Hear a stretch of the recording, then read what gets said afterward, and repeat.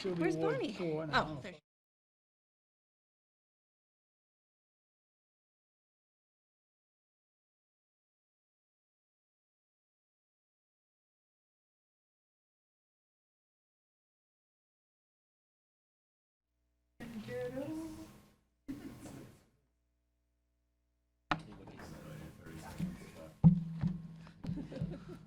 All right, we're going to call our workshop meeting to order. Thank you, everybody, for being here. Again, this will be our first of a handful of workshop meetings that will take place over the next few weeks before our April 6th official city council meeting that has been scheduled since the beginning of the year. And this workshop meeting is specifically focused on the municipal side of the city budget. This evening, we have presentations not only from our city manager, but also from each of the department heads to discuss the contents of the budgets in which that they submitted to the city manager, and which is before you in our budget binder, if you will, tonight. And so again, I ask the council that you allow each of the department heads their time to present to us, and at the end of each departmental report, we will then use our time to ask questions at that point before we call up our next department head. Hopefully that makes sense.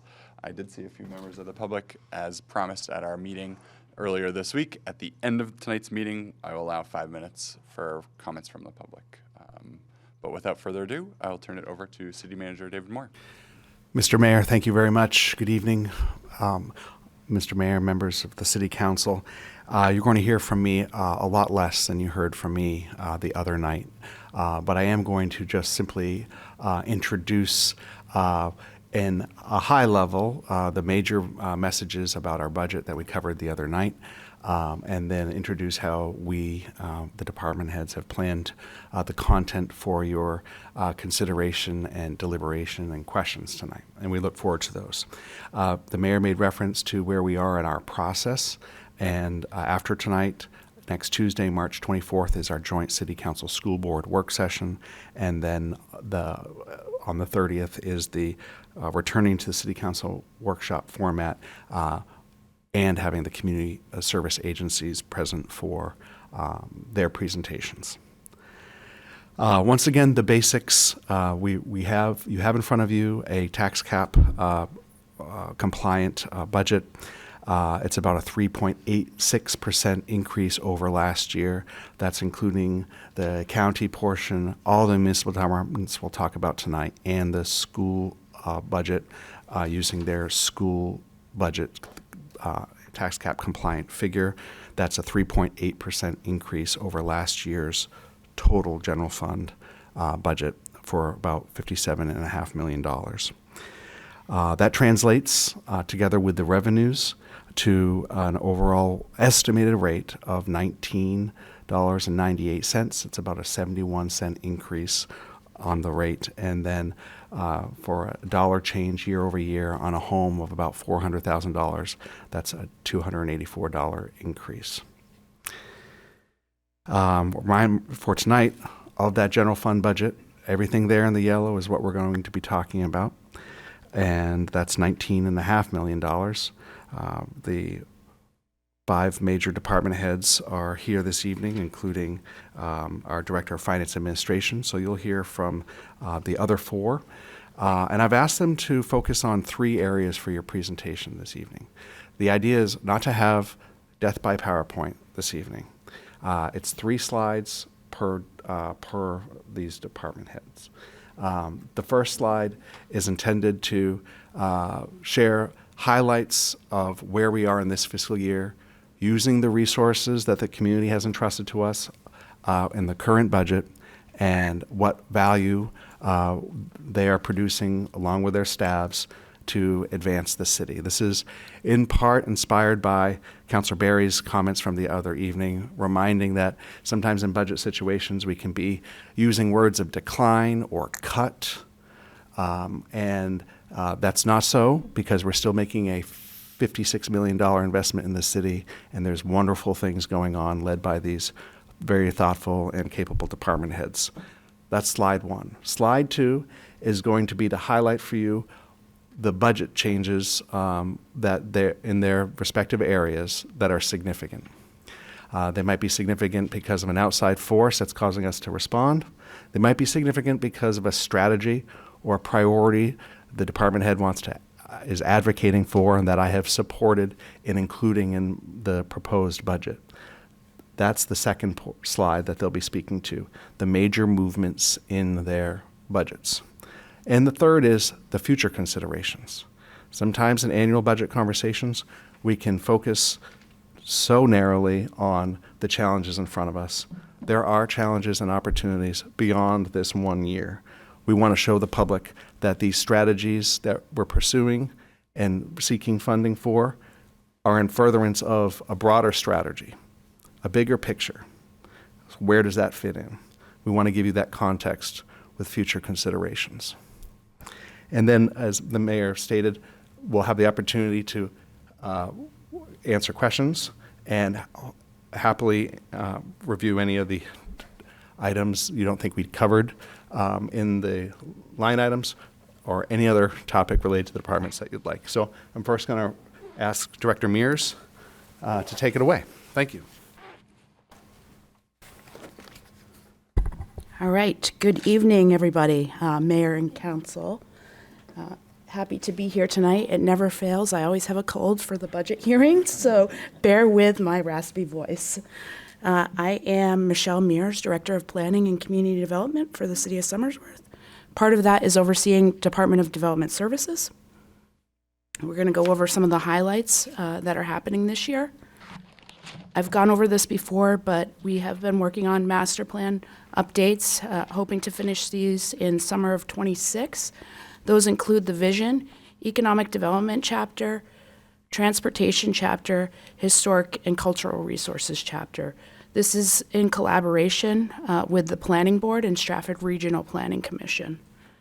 So we're excited to be working on these chapters. We're also working on a number of special projects. One of the big ones is the implementation of SmartGov, our online permitting software for the entire city. Anna Stockman has been the one taking the lead on this, and she's been working with various departments, including Public Works and the city clerk's office for permits, for special events permits and things like that, so that they'll all be on a online system to make it easier for residents and people visiting the city to fill out the permits. We're also working on a number of grants. We did receive a certified local government grant from New Hampshire Division of Historical Resources to work on infill design guidelines for the commercial industrial district within the historic district. We're looking forward to be working on that project and be going out to requests for proposal for that, hopefully in summer of 2026. We did receive a PREPA grant to create some public art in downtown. So we're excited to be working on that this summer. And we did submit an EPA Brownfields cleanup grant for 261 Main Street to clean up the former Prince's Garage site. So hopefully we'll hear late spring on whether we were awarded that grant application. So just to go over some of the department, next slide, highlights. Recreation is the biggest increase in my budget this year. Seasonal salaries to accommodate the return of Trends Camp, which is 20 kids, grades 6th through 8th, is around $22,000. This was a program that happened before 2020 and COVID kind of lost it.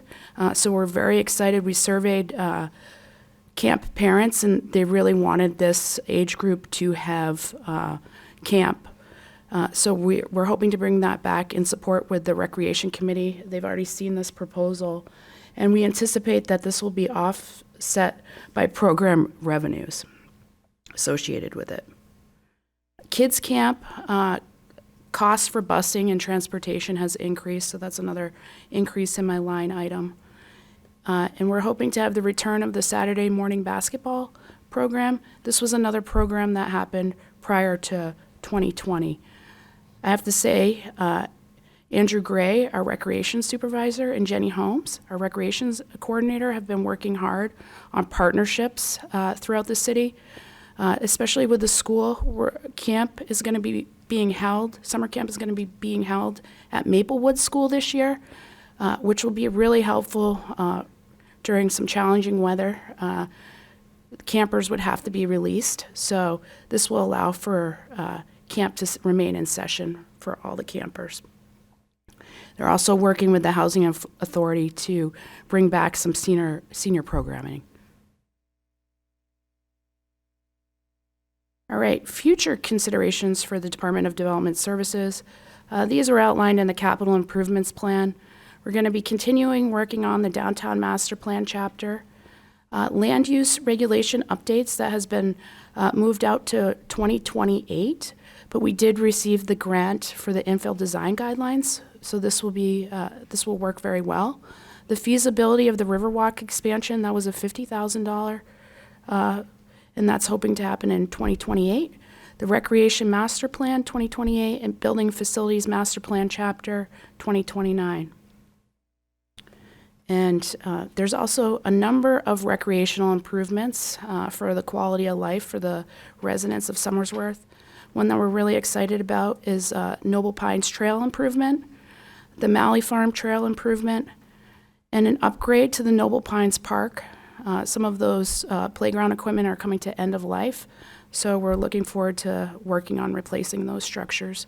And Millennial Field upgrades, which includes improvements to the parking lot, lighting upgrades, and some other upgrades for fencing for that park. With that, does anybody have any questions? Questions for Director Mears? Yeah, Mr. Vincent, and then Brady Canzero.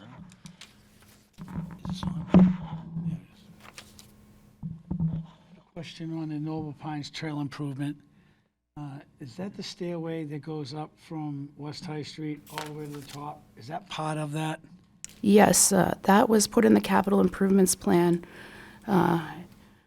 working with the Department of Public Works and the city manager, as that area was identified to replace that.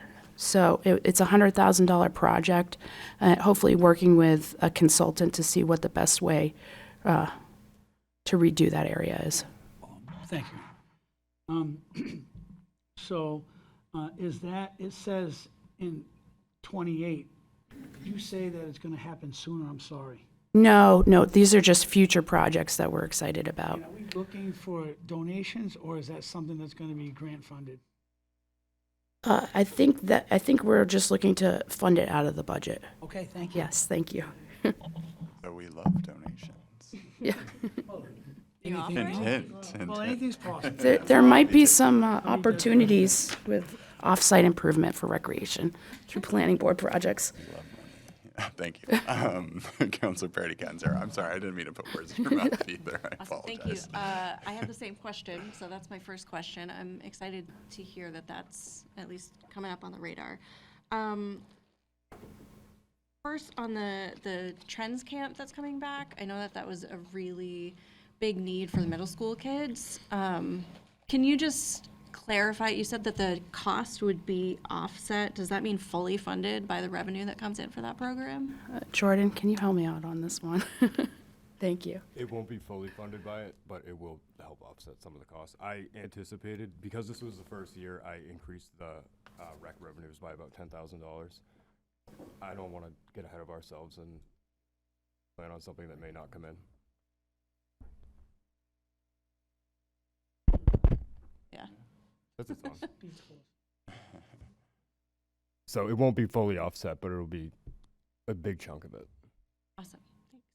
Thanks. And then the senior programming, can you tell us a little bit about the senior program?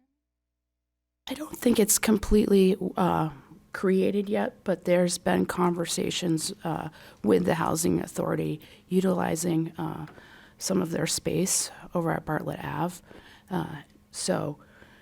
In the past, we've done bingo with that group, so making sure that we focus on that moving forward, that's been something that has been identified by the city as a priority.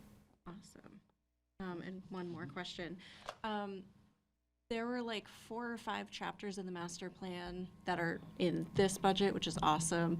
And then the building and facilities is coming up in 2029.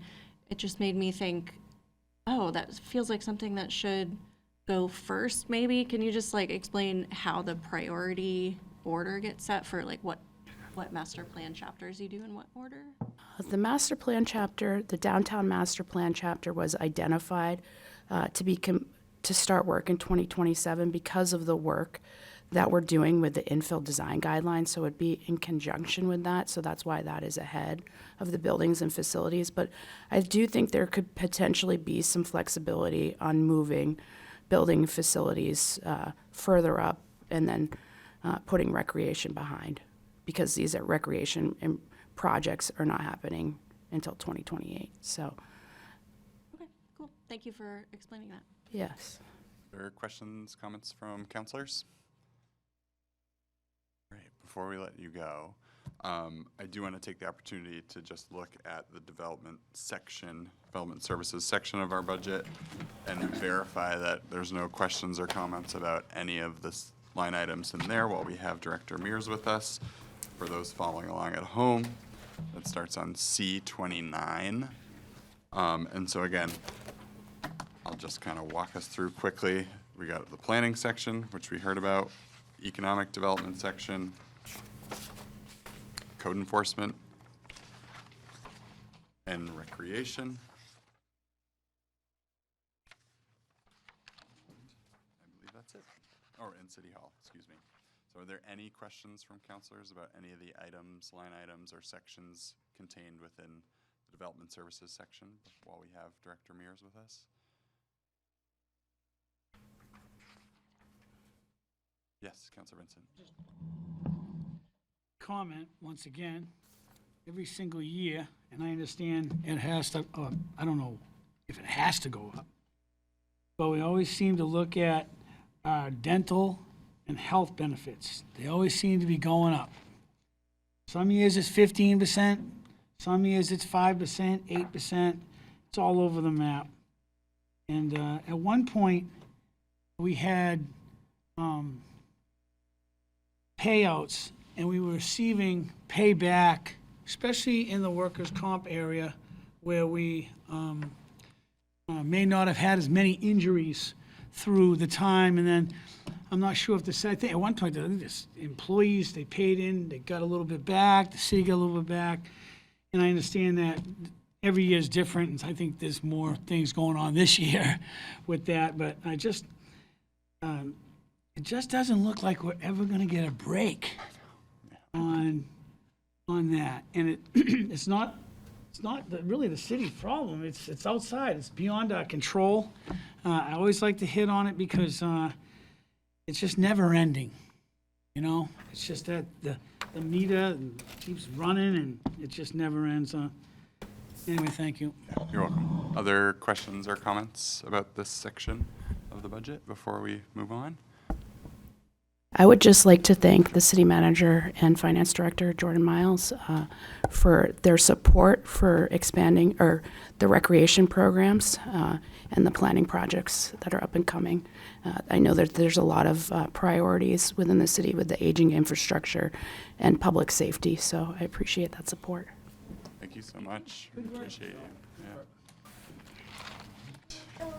Who are we fortunate enough to have next? Chief Moore is up next. All right. Welcome, welcome.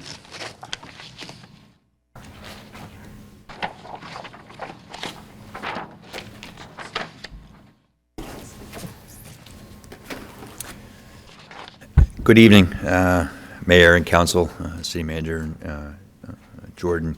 As you know, I am the Fire Chief, your Fire Chief, Matt Moore. So in working with the City Manager, we've produced a few slides to present to you. Some of the highlights that we want to touch on that we're excited to share with you that we've accomplished over the last year. We've put a lot of energy into our community engagement. The city invested in the creation of the deputy chief's position, and that return on that investment is a partnership with Somersworth Housing, where the deputy chief attends quarterly in different buildings within the city and gives safety talks to their residents, and it seems to be working out extremely well. Continued county partnership with the Stratford County Public Health Network. And an important one there is the American Red Cross. They're more than just facilitators in the event of an emergency. We've partnered with them to assist 1 and 2 family homes with ensuring that the residents in the city have working smoke detectors and carbon monoxide detectors. So that's been great. And the other one you see there is a fire department internship program. We partner with the Somersworth High School, and we have a sophomore who is interested in the field of firefighting. He is setting the bar pretty high. He's doing very well with us. He spends about an hour and a half every day with us, and he's extremely excited for the opportunity of this. So it's been working out well. Training, you'll see this as a common theme in this year's budget. And to emphasize the importance of training, what we're doing at a mutual aid district wide initiative is standardizing fire ground incident management. We currently have 6 of us enrolled in this. It is partially grant funded, but it's going to pay dividends as well. And then we're putting some strong emphasis on multi-agency collaborations within the city. So partnerships with police and EMS to get us trained to respond to active hostile events. This is the transition and this is the environment that we are in. So these are important things that we're putting some effort into. And the health and wellness support. I spoke to some of you at the new council orientation about this in-house initiative that we've taken on. So we have a committee developing an internal program to support the personnel's physical and mental health. The fire service, public safety in general, has put a large emphasis on the importance of mental health in what we do. So as we move forward to finalizing this, we'll present it to the city manager and HR, and hopefully have this rolled out shortly. It's very important to our members. The last one of my many roles is the emergency management director for the city. And within that role, maintenance of these 2 documents that you see here, the hazard mitigation plan and local emergency operations plan, is my responsibility. Not only do these plans provide guidance in the event of recovery or emergency operations, they're vital in ensuring that the city can receive federal funding for grants, reimbursements through emergencies, and things like that. So it's very important to keep up to date on. And I think an important thing to note here, we have submitted grant paperwork to have these fully funded. Some of the budget highlights that we're going to talk about that you're going to see presented is an investment through enhanced training initiatives. This is an investment in our personnel, right? And with that, the return on the investment on the city side is development aimed at enhancing firefighter capabilities and response effectiveness. But it's also promoting preparedness for our firefighters, our new firefighters, our middle firefighters, and the ones seeking advancement. They're the future of the city. So we're trying to put some emphasis on that. Equipment upgrades. An investment in technology and equipment that aligns with current fire service advancements, which ensures the safety and operational readiness of your fire department. And the last one, again, is our proactive community risk mitigation. And an emphasis is placed on community engagement and through the proactive reduction of fire hazards through targeted prevention programs. Some of the future considerations that I want to bring to light. In the CIP, you'll see in FY29, we've identified the replacement of our 2008 pumper apparatus. I think the important thing to take away from this is that in FY28, we've identified the importance of starting the process, the discussion, similar to how we've done with the ladder truck. Lead times on these builds are 4 years. And so if we were to wait until FY29 to start this process, that pushes it out 5 years. Where there's hopes that these lead times come down due to pressure from congressional towards these vendors who are kind of creating this issue.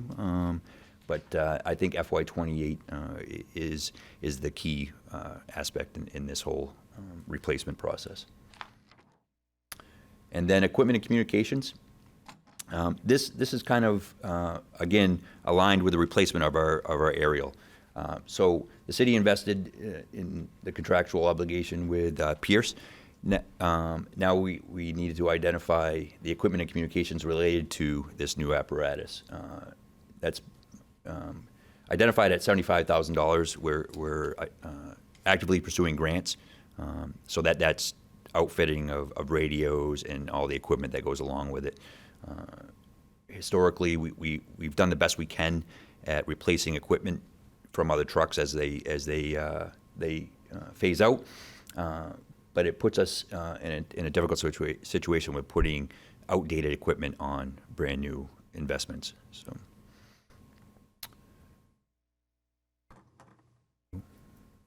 Jumped ahead there a little bit. So that's my Thank you so presentation much. here. Appreciate it. Are there any questions from counselors or comments from counselors? Yes, Councilor Austin.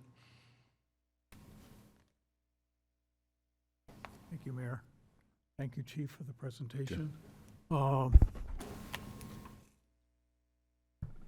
guess I have two questions, kind of very different questions. First one is, you talked about your role as EMS director, or not EMS, but Emergency management. Yep. Yes, Yep. thank you. What's the state of our city's plans for responding to like active shooter situations or things like that? Yeah, so I brought that up briefly, and those are things that we're working on with not only police, fire, and EMS, but with the school. And we're actively engaging in partnerships with the school to ensure that we have a plan in place, right? So some of those things, those plans, due to reasons we can't share in a public setting, but we're making leaps and bounds on that approach. So. Specifically to the budget, your request for building maintenance more than doubled this year for next year from this year. Can you talk a little bit about that? Sure. So I've explained to the city manager with this approach. So in July of '23, the construction of the new fire station was finalized, and we took full ownership of the building. And what we found is, due to the state-of-the-art building and its components, we cannot provide in-house maintenance on a lot of the stuff within that building. Councilor Vincent can attest to the fire service has plumbers, they have electricians, they have contract builders. We took a lot of that on ourselves to repair the older station. But with the sophisticated design features of HVAC, overhead doors, exterior security, they require special knowledge and skills. A lot of that is proprietary, that we have to have contractual obligations to have come in and repair those things. So that's where you're going to see that increase.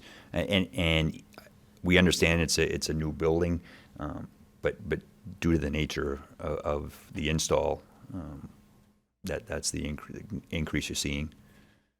If I could follow up Yeah. on that item, because I still view it as a relatively new building.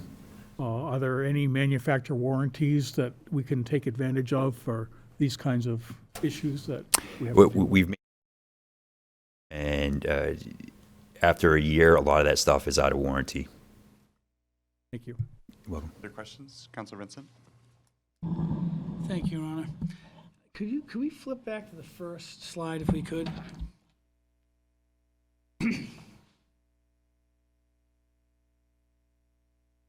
Right. I just want to touch just a little bit on all these. First of all, most of you know my background, retired firefighter here for many years. And I just see this whole breakdown. And I got to tell you, I got to commend you, Chief, and all your personnel for getting to these goals and achievements. In this day and age, and I got there at the fire department in the early 80s, retired in 2015, and kind of I was caught between the old school and the new school. And so now we're definitely more advanced. Things are a lot different, obviously.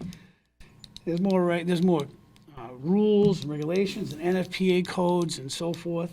But I just, still to this day,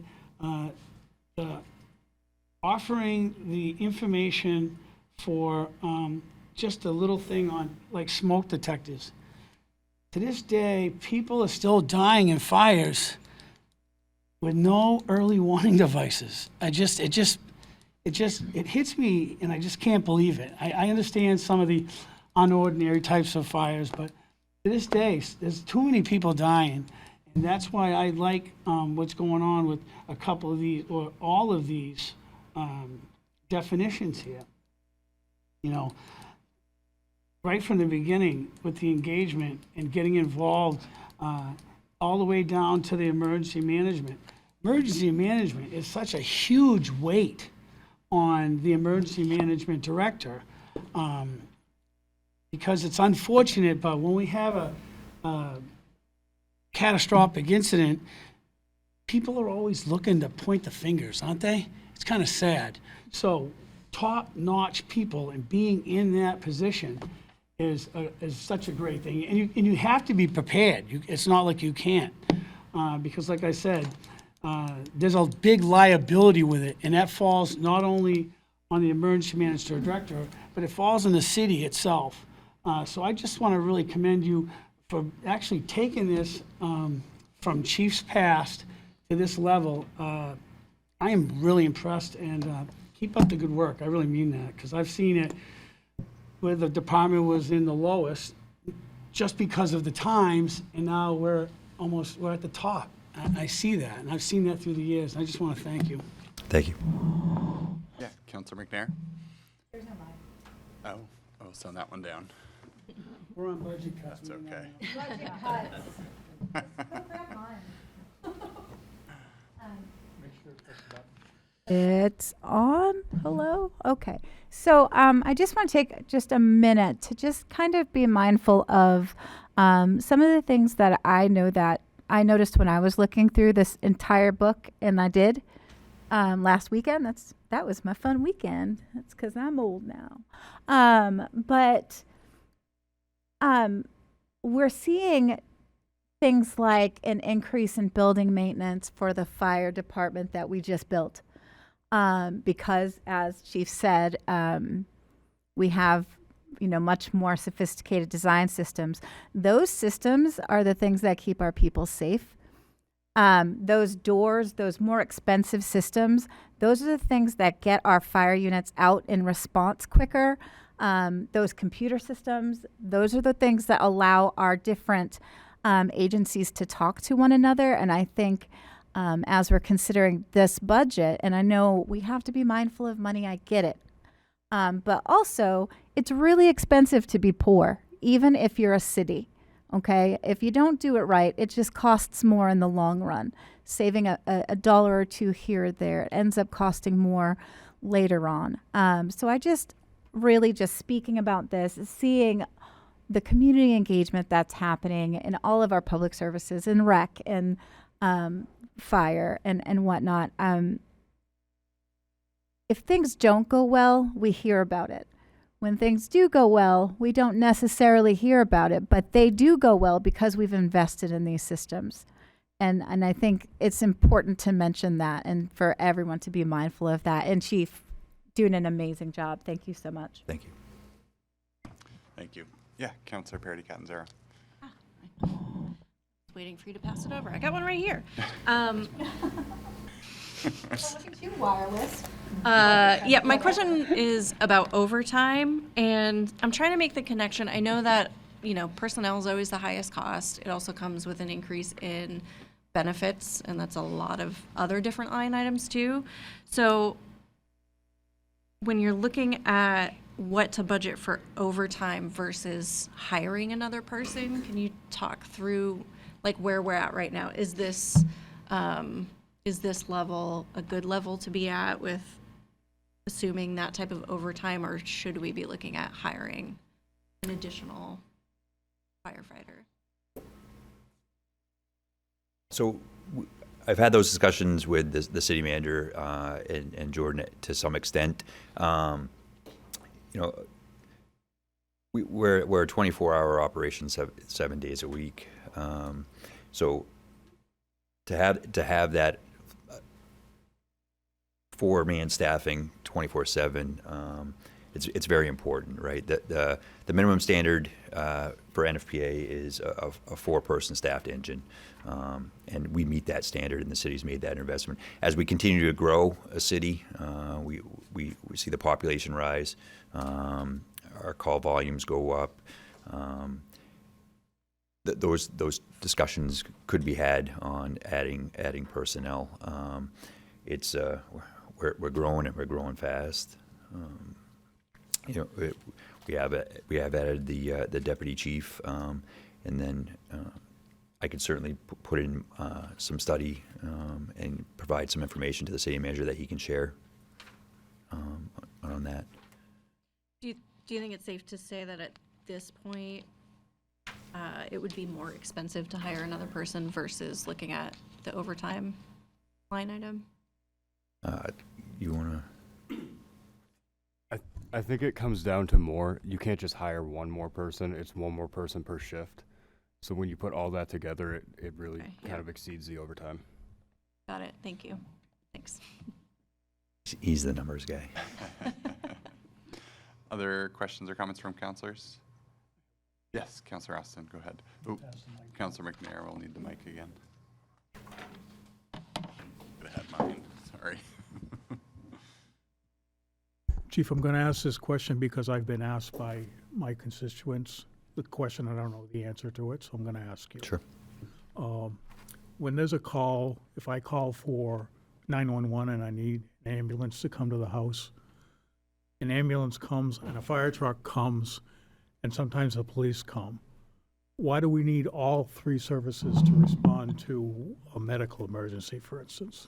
Sure. So I can't speak on most of the response on the PD side. A lot of the PD response that I can speak to is security reasons, right? We need to have them there ready to help us out in the event that something transitions to a different event. You'll see what we do on the EMS side is the ambulance service may be already out on another call. All of our members are EMTs, EMT advanced, and paramedics, or one paramedic, excuse me. So their skill levels, they can provide that initial care to stabilize the caller, the patient. So we have protocols that we respond to, and I'll use how we respond to anything Charlie and above. So Charlie, Delta, and Echo calls that are coded from the state of New Hampshire. And depending upon what those emergencies are, it triggers a fire response. A lot of the times we're there just to assist in packaging a patient, preparing them for transport. You will find that a lot of the times, due to the emergency, a firefighter will go on board and assist the EMS provider with transporting a patient to the hospital. Or one of the more advanced level care firefighters can be in the back of the ambulance assisting the EMS provider with care. So it's all based upon where that coding comes in from the state on what the type of emergency it is. Yeah. Other questions? Councilor Vincent? Thank you. Just one more. I don't recall, and we're going to go down to health and wellness support. I don't recall, and maybe I'm wrong here, but I don't think I am. When you talk about support personnel, physical and mental health needs, wow.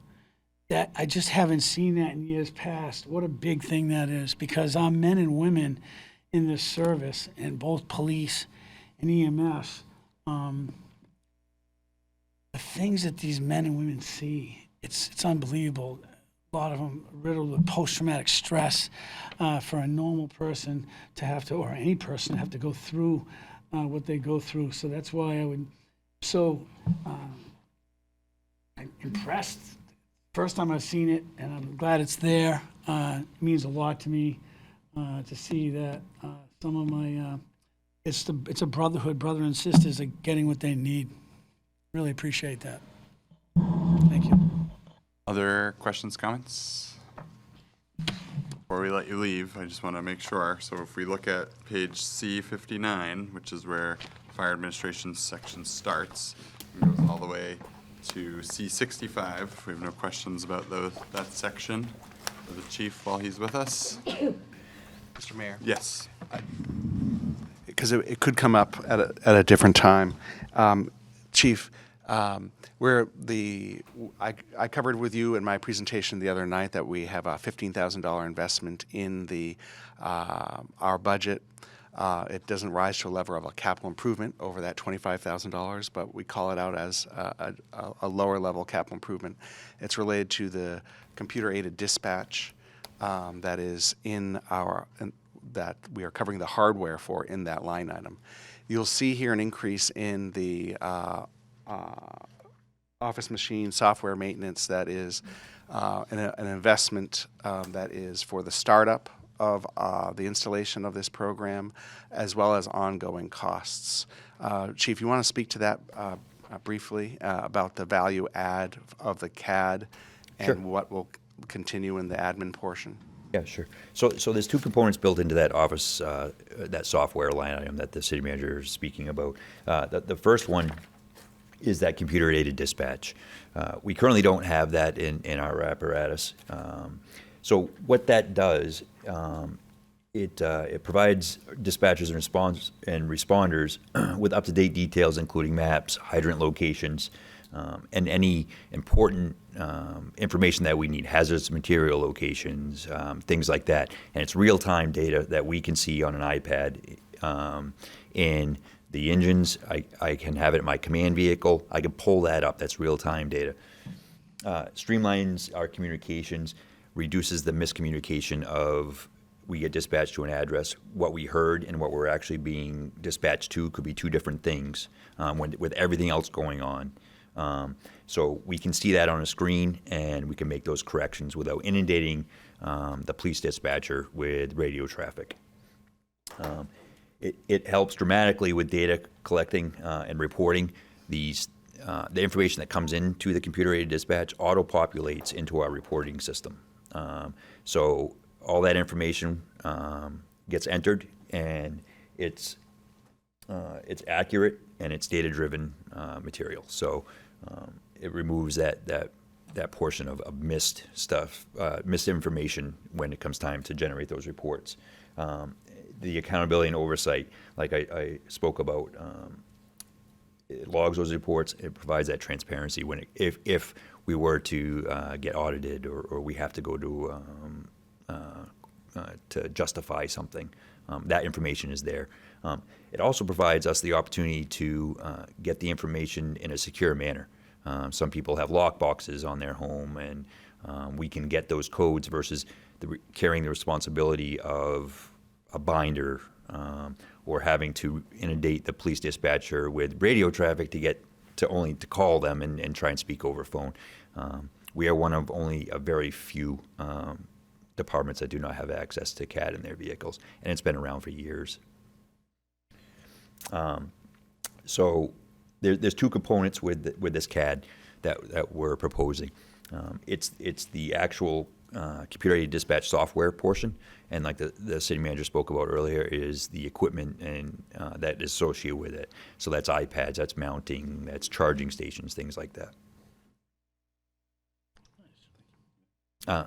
And then I just want to touch briefly on the second part of that line item is a in-house software update for our record management system. As you know, another responsibility of mine is every 10 years I have ISO enter the fire station, and they want all of our records, and So I recently went through that last year. So this solution software, it streamlines shifting crew scheduling and tracking, ensuring adequate staffing levels and compliance with the training hours. It's a training management system, so it tracks certifications, training completions, and ongoing education. It's an asset and inventory management. It's important to us to ensure that we're maintaining our equipment, we're logging maintenance schedules and preventative maintenance and things like that. And then all of this aligns with the ISO ratings. Everything is certified to the ISO standards, and which could positively impact city insurance rates. So, Great. Thank you so much. Yes, Councilor Barry. Oh, yeah. If you could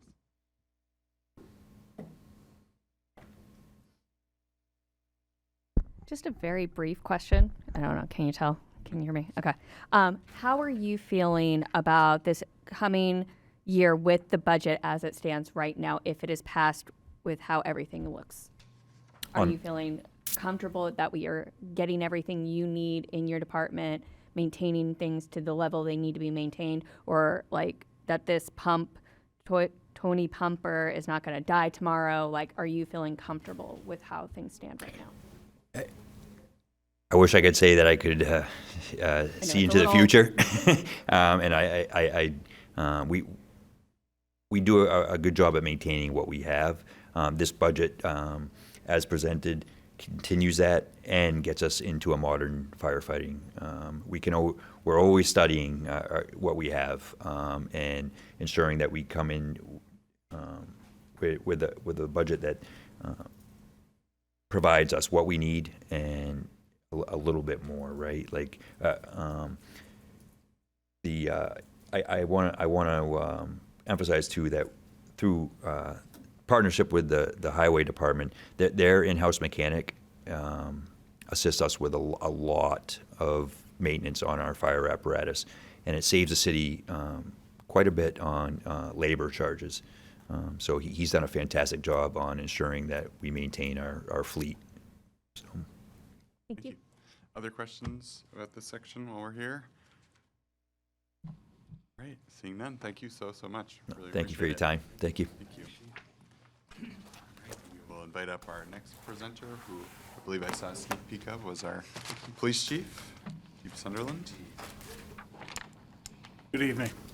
Good evening. Mr. Mayor, City Manager, councilors.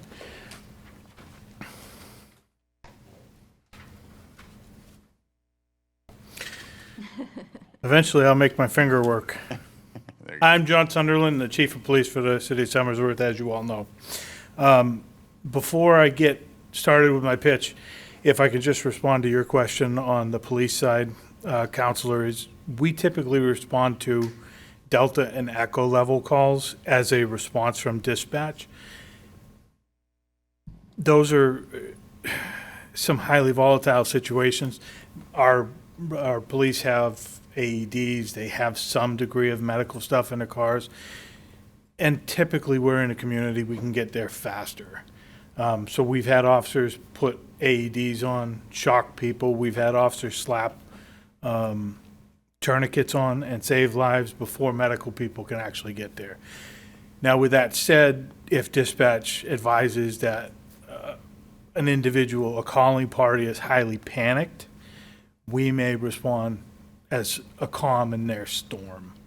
And then there's a whole other side. They might be driving by when a call comes in, and they might just pull in and try to help.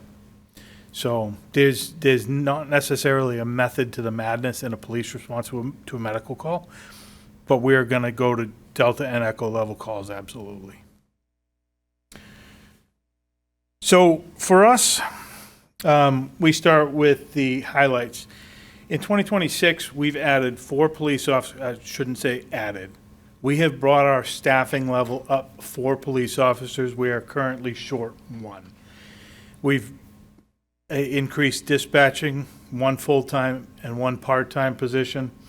Denise Morin has joined us as the new executive secretary, replacing Karen Cantrell. And I want to tell you guys that this is Denise's and my first budget, so we hope we impress. Also, things we've added this year is a new phone recording system. The phone recording system comes in a big play with us because it added, with the phone recording system, we also added a automated system. Unfortunately for the public, there's no direct dial to dispatch anymore, but what that has enabled us to do has reduce and or almost eliminate the robocalls that were coming in the dispatch, tying up a dispatcher. I need to place you on hold while I take this, and there's nobody on the other end of the phone. So we've nearly eliminated that with that system. We're working on updating the evidence room and our evidence and property standards. In 26, we purchased a module and a scanner so that we can scan and log property instead of taking a piece of property, typing in a property number, typing in a location. We've really streamlined the process in 2025. We estimate right now we have 20,000 or more pieces of property that need to be touched. They need to be disposed of, returned, shredded, destroyed, incinerated. They need to go. But we've got to get through all of it. Some of our property dates back into the 90s at the moment. We got a congressional award for $130,000 for our new portable radios this year. I gotta give that credit to Karen Cantrell. She made sure that got applied for before she retired from us. And that's a big savings to the residents at $130,000. Our internal camera system at the moment is currently in a failing state. It has not failed, so we're working with Jordan and the city manager to get that up and going and a new system installed. And this is a grant that we're working on for what's called a hidden in plain sight trailer. Basically what this is this. If we can get this grant, we will bring a trailer to Somersworth, for Somersworth and the community surrounding us. We'll take that trailer, we'll build a bedroom inside, and we'll make it a teenage bedroom. We will put stuff on the walls that's normal and stuff on the walls that really shouldn't be in a teenager's bedroom, but a parent may not think twice about it. We'll create hides, we'll introduce drug paraphernalia, and we'll invite the community into this bedroom so that they can see warning signs and prepare them better to deal with that stuff when they see it in their homes. So that's pretty much our highlights. For the year, the budget highlights. This fully funds the police department. In the last 2 fiscal years, we've shorted us funding on a couple of positions. So this fully funds us. This also takes our overtime for the last 3 years, averages it, and you will see a massive spike in overtime because that is our average. For us, like Fire Chief Moore, we're a 24/7 operation. If we got somebody sick or we got somebody injured and they can't do police work, maybe they can dispatch, but we still got to fill that void. That also accounts for tragedies and major incidents and weather events, you name it. If the police are got to be there, we have 3 people on a shift right now.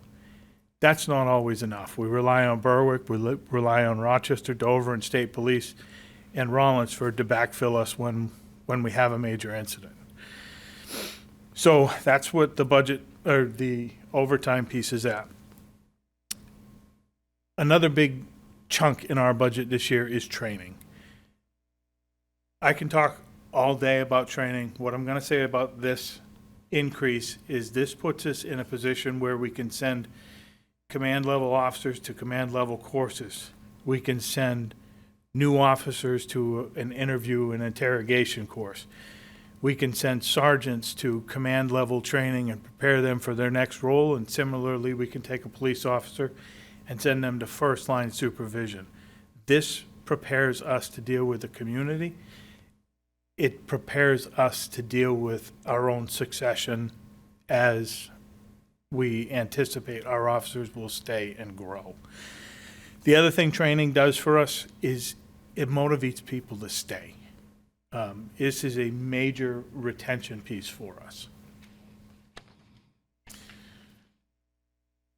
This creates a line item for crime scene equipment and a line item for a camera. On crime scene equipment, when we would need something, we would buy it out of investigation miscellaneous supplies.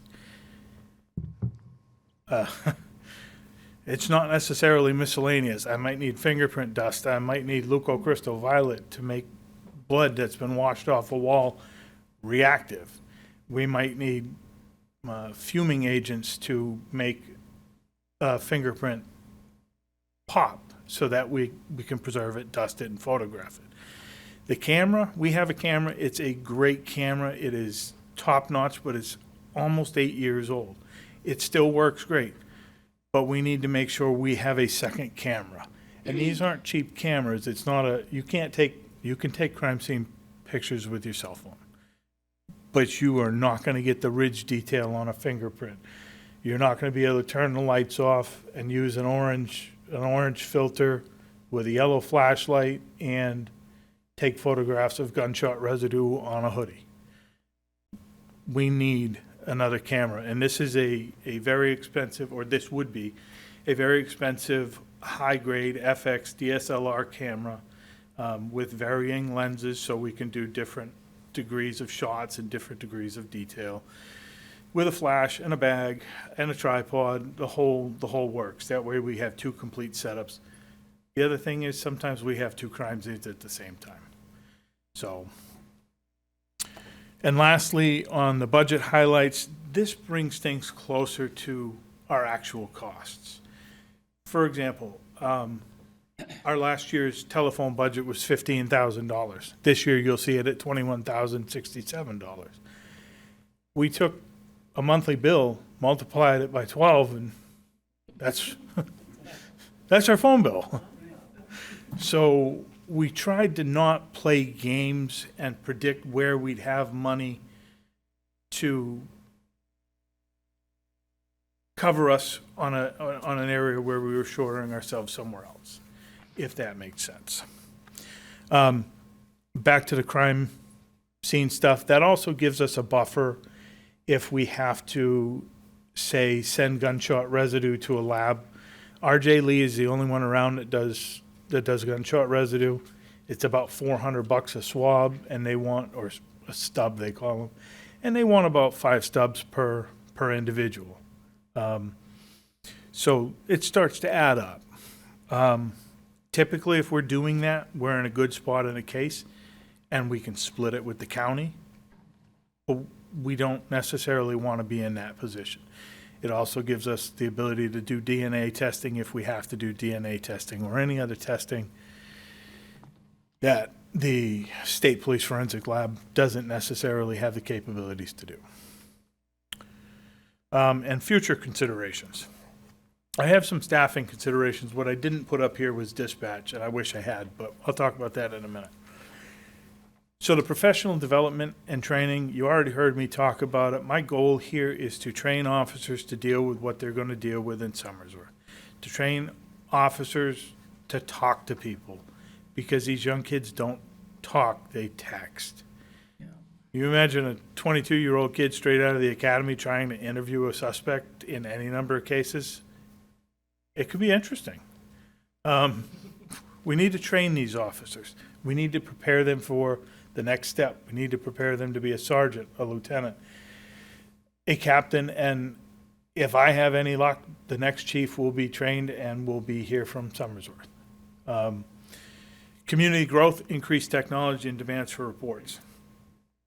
This community is growing. And I don't think anybody in here can deny that technology is increasing. If anyone in here was curious, if you pulled out your phone and opened it up, went to settings, went to general, went to about, you see the size of your phone, right? Pretty much everybody in here's probably got 128 gigs or bigger. They make terabyte size phones now. That size matters because somebody's got to go through that data. There's a phone attached to just about every investigation now. Would you be surprised if I said there could be hundreds or thousands of pictures or videos, depending on the size, in 1 gigabyte of data? Thousands, hundreds of thousands of lines of messages, hundreds of thousands of emails. Somebody's got to go through that. If we're looking for one picture and we find it, great. But if it's that kind of case where we need to look at every picture in the phone, and those cases happen more frequently than you want to think about. And the other piece is a staffing consideration for a part-time evidence technician. Now, currently we deal with evidence when we can. I have 3 guys, the Lieutenant O'Brien, Detective Eric Chandler, and Master Patrol Officer Michael Sloan, who are all trained to deal with evidence. They deal with it when they can. The theory with evidence and property is for every piece that comes in, you want 2 pieces to go out. Well, we got 20,000, give or take. We deal with 2,000 to 3,000 pieces coming in every day. At this rate, we're never going to be where we need to be on that. The building, our building's 18, almost 19 years old. We need floors, we need paint. We've outgrown our building. So that's a consideration you'll see upcoming in the CIP. And there's something else. Oh, case in point, right now, for our building needs, we currently have 2 vehicles that we're storing in our garages. Both vehicles involved in major crashes, one a fatal, one a hit and run, and we can't do anything with those until we figure out what the status of the case is. So now those areas are unavailable to us to process something seized on a search warrant. This is what I mean when I talk about we've outgrown our building. And then technology and opportunity. With training, I have to provide cops opportunity if we expect them to stay here. This agency has been riddled with departures since long before my time. And I don't think the community deserves that, and I would like to change that.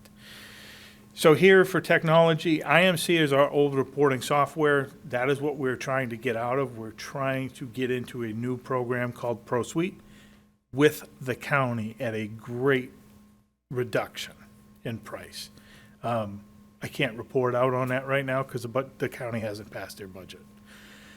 Guardian Tracking is a program that I'm trying to bring on board in the very near future, not this year, but hopefully next year, where we can start bringing our policies to the officers on the street. We can start digitalizing the field training program. We can start tracking our own equipment inside our own systems. E-bikes, motorcycles, that's stuff to get the cops out there in the community, get them engaged more. And then the speed signs. I'm trying to get you another speed sign so we can start putting something out in the community when people are complaining, and we can have some responsive data to report back. I think, yep, that's it for me. Thank you so Questions? much. Yeah, questions, comments from counselors? Counselor McNair, then Barry.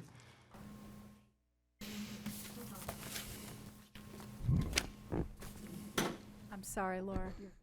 I'm just going to mess things up now. Can we put another mic in the budget, please? I'm just saying. So I really only have one question for you, Chief. Again, seeing what both you and Chief Moore have done with your departments has been, it's been really eye-opening for me personally as somebody. I've only lived here for 15-ish years. And, you know, when I think about the police station, I was just thinking, gosh, that was brand new when we moved here. We moved here more than a decade ago, and time just goes by. And that's something we have to reconcile. But the only question I do have for you is, I wrote it down and then I lost it. So how does the Somersworth Police Department compare to other towns in this area now?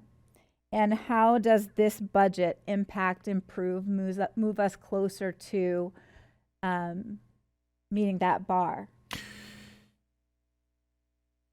I don't know how to answer that.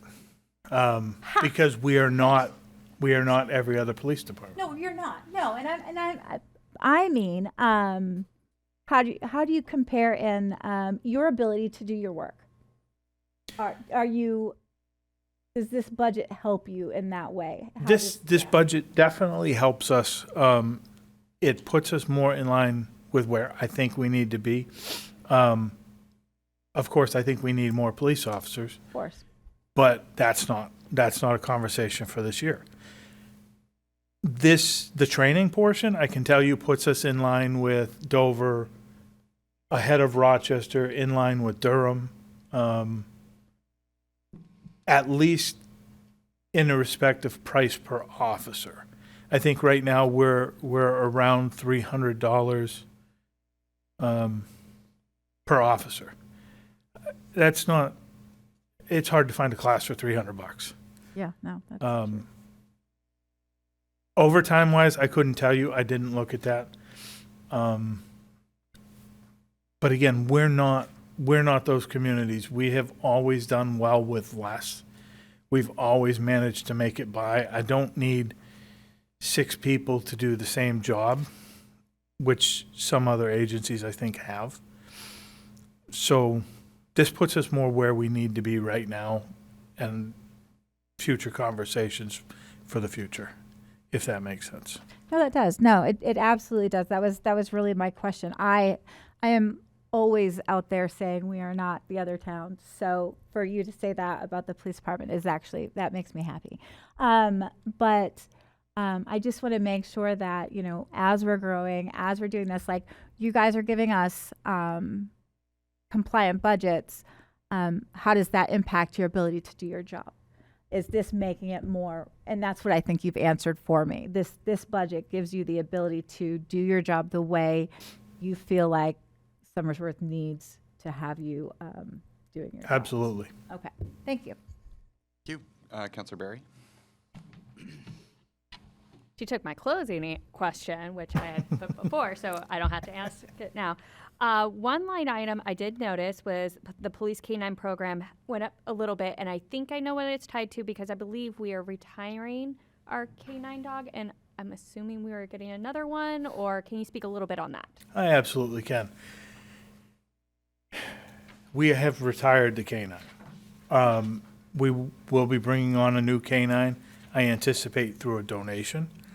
That line increases enough to get us the appropriate equipment for a new dog, the medical care, the certifications, and the annual trainings that we should need in that area. So my goal for 27 is to bring in a new dog. Thank you. And I also got the same sense, and I'll just mimic that. It sounds like we're much more in line where we need to be. We've done some of these very crucial things. Yes, there's obviously more crucial things to come, but it sounds like we're at least in a good, comfortable place with only having one position open versus, I think, to your point, we've had 3 or 4 open since I've been on council, and they've been hard to fill because of other things going on. But I think the training, it sounds like, is going to help where we don't have to always have that openings and are trying to fill backlog. Is that a fair kind of assumption? As long as I can get people to stay. Okay. Thank you. Councilor Vincent? Thank you again, Your Honor. I get this. First, I'd like to paint a picture if I can. I'm certainly not an expert. I just have been involved with the city, working for them since the age of 18 and still kind of continuing. So I want to paint a picture that police and fire, just because this is a city of only 11,000+, you can't imagine what goes on for police and fire and EMS. They don't want to put it all on the paper because they don't want to scare people sometimes. That's the reality. And nobody wants to hear that either, One person told me if all the cities and towns put the stuff in the paper, no one would want to live here. But, and I don't mean to step on your feet, Chiefs, so I have constituents that say to me, look at this. This is rising, all the costs. Why? We're only 11,000 and change with people. Why? I am ecstatic to see that we have funded the departments as much as we can to keep in line with the tax cap. So I'm loving it, especially when you talked, and I've been on public safety as the chair. As the vice chair, and now I'm the chair. And I love this because I like the city to get their fair share of increase to keep it running.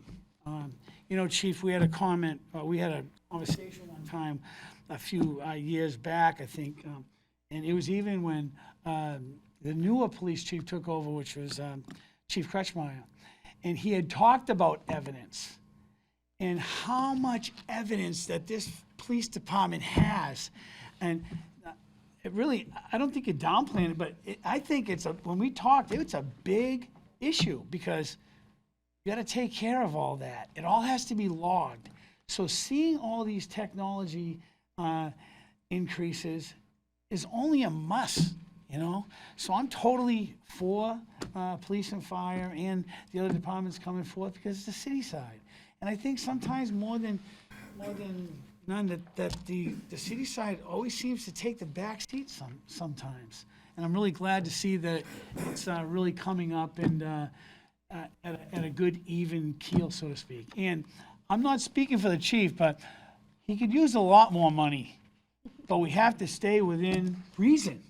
Now, is that a true statement, Chief? Absolutely. Thank you very much. Thank you. Councilor Party Canzero. Thank you. My first question, I think I probably missed it because I'm sure that you talked about it, but this line item on page C50, the DEA seizure expense account, looks like a new line item. Can you So remind me? that's actually not a new line item. That's a line item that's been there. It's just, we're recapturing that as a crime scene equipment. So that will be, instead of miscellaneous supplies, which I think the Director of Finance is going to get rid of. Okay, That yeah. will be the new replacement for the crime scene equipment. So I Did I saw answer that correctly, Jordan? Yeah, I saw that miscellaneous went down to 0. So is this closer to what the actual cost of that would be, like the actuals? Insofar as I can predict, without knowing what types of crime scenes we're going to have this year and what equipment we're going to go through. I could ramble, again, I can ramble on it for days on the type of equipment. Now, I'm not asking this year for a scope, which is something we would set on the floor to light up a wall. Right now, we'll manage with the flashlights we have because we can do it that way. That's enough to get us started, if that answers your question. Yes, it does. Thank you.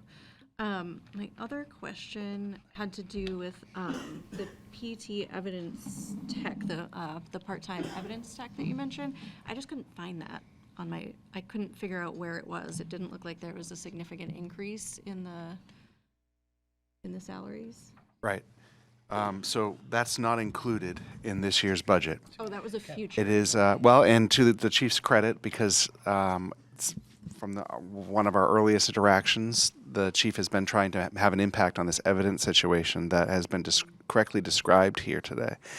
And he advocated for putting that in for this year. And we tried to respond to the constraints, and it's not in here at this time. So that was on his slide for future opportunities and considerations, and rightly so. But that's not in here right now. Give us a ballpark of what that would be if that was. 44,000 plus benefits. And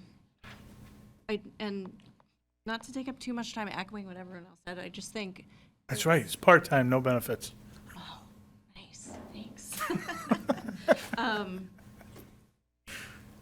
It really matters, the culture that you've already started creating. It's very clear that you care about people staying, and we all know that turnover is very expensive, and it's just very evident that the culture and attitudes and perspectives of the police have this cyclical effect on the town, and I think we've all seen that just a lot of real improvement. Thanks. Thank you. All right, Counselor Austin, you're recognized. And this may be more a question for the finance director or the city manager, but when you look at that overtime line, and both you and the fire chief talked about this, I was trying to find offsetting lines in the budget that would compensate for the difference, because obviously we've been paying for the overtime. It's been coming from other lines in the budget. Or is this new money that is all of a sudden appearing? So in the past, when they were really short-staffed and the budget was funded, that the funding in the full-time salaries was kind of covering the overage and the overtime. So artificially, the overtime line was sticking at $100,000 a year, but they were spending, 230, 240. So with a full staff, you also have to remember that, there's a lot of police officers that aren't even using all their vacation when there's a lot of people out. So you got to put in the funding for that, funding for our vacation, other time off, and it just doesn't make sense to leave that at $100,000 and try to make all those other lines absorb that. So there's really not an offset then? This is actually more funding because we're now funding full Correct. positions for the police department, not half year like we had Correct. been doing. So this is actually more funding for salaries and overtime when you look at the total. Correct. Other questions or comments from counselors? Again, for those watching at home, we're really looking at between pages C41 and C58 of our budget book. So again, if you have any questions right now related to those pages, that section, feel free. All right, I think we're good. Thank you so much. Really appreciate it. Thank you. Thank you. All right, and that brings up Director Rubinski. Thank you. Good evening, Mayor and Council. It's a pleasure to be here tonight. I really appreciate the format that we're going through with discussing our FY27 budget. I'll be talking about two core budgets, the Public Works Department from the General Fund, and then the Water and Sewer Fund on the Enterprise Fund as well. So as we go through the different slides, we'll pause after the Public Works portion and then go into the Water and Sewer, if that works for everybody. Before I go into highlights, let me just say that the Public Works Department, and I think you know this, is among the most visible functions in the city. Our employees are involved with such a range of activities, from direct services to projects to responding to citizen inquiries, and some of which come from the council as well. And I just have to say, I am so pleased and so proud of our employees for their contribution and their responsiveness. Certainly this year, this winter has been an incredible winter, but other occasions as well. And so you have a strong group of employees, and I have a strong team behind me and with me that delivers services and manages a range of activities, that capital improvements to direct services. So just a couple of key points in that regard. A couple of highlights for the department.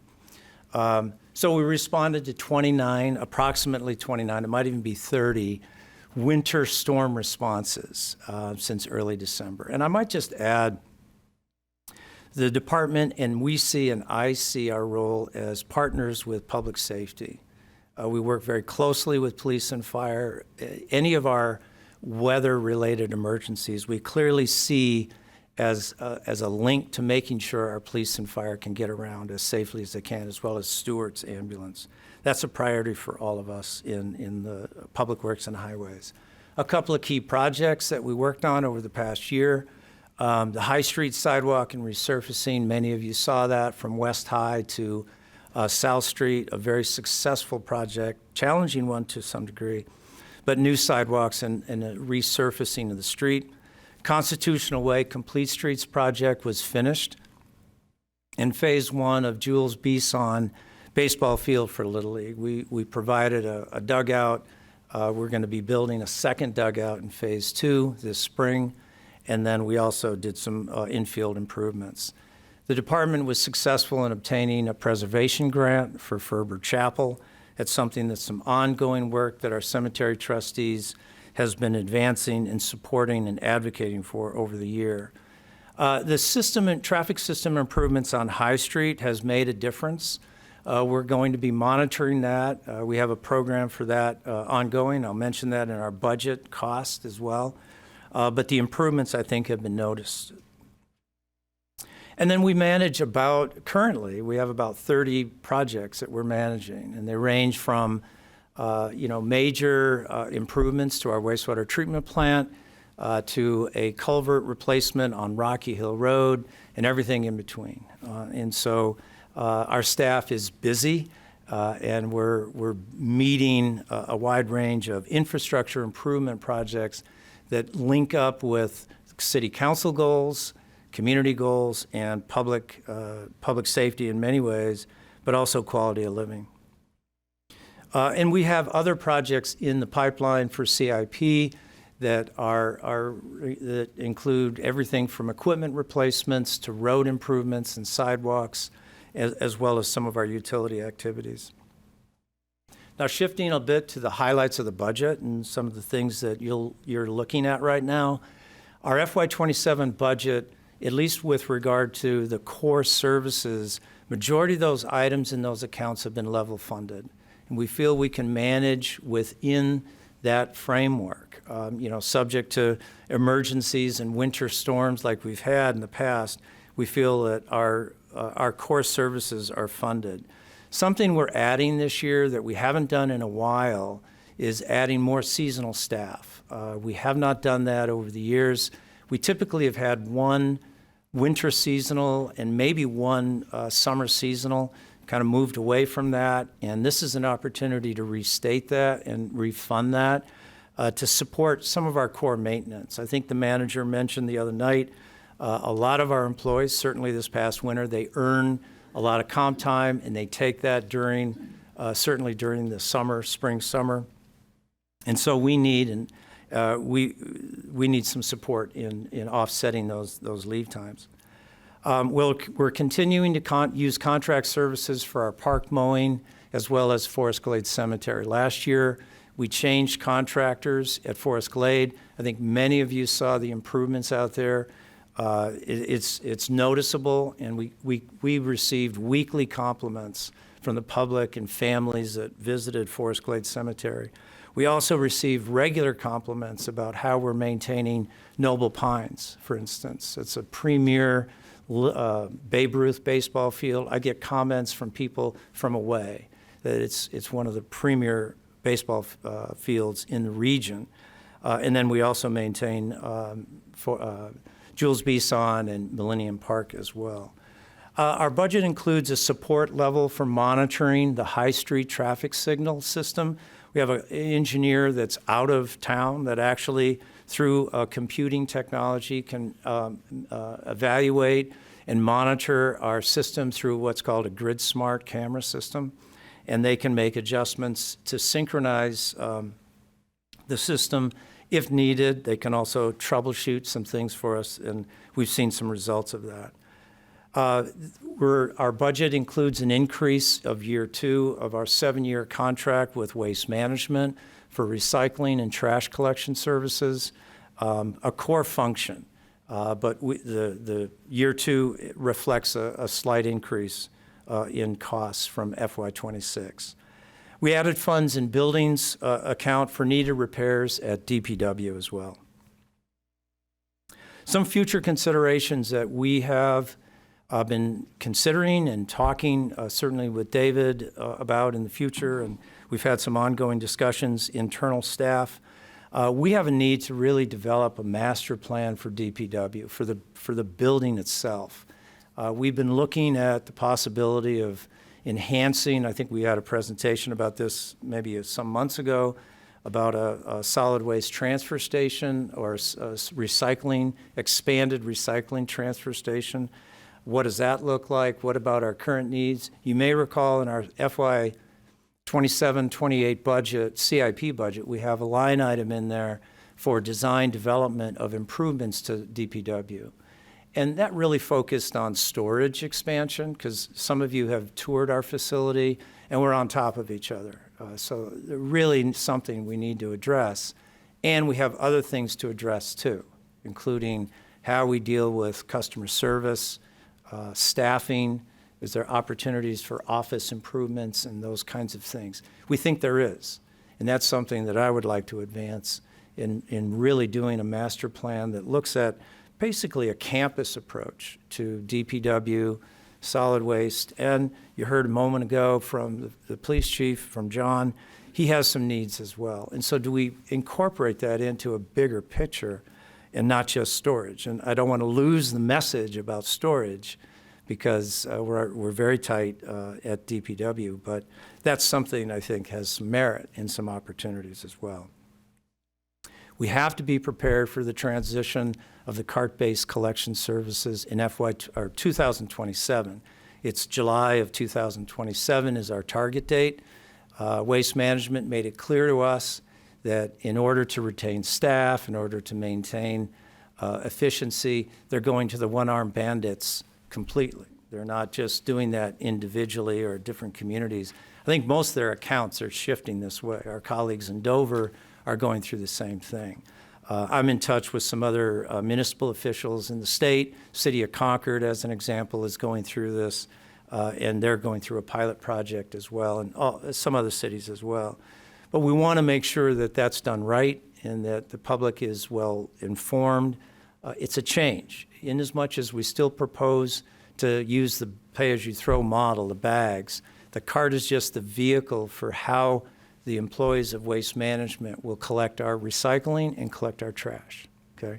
There's a lot to that, more ahead. There'll be more public education, more materials that we'll be putting out, and using a lot of different methods to make sure the public understands that. We want to explore organizational changes to not only better reflect the community's needs, but also our operational needs. The department is functioning, and we're responding in a high manner. There's opportunities, I think, for us to look at things that will improve even further what we're doing. For instance, in the area of facilities and grounds, rather than kind of a subset of our highways, kind of looking at should that be its own function, linked in with Public Works, but its own function. Another major area for us is utilities, something that you'll see when I talk about the enterprise fund, particularly in the sewer collection area, kind of the out of sight, out of mind element.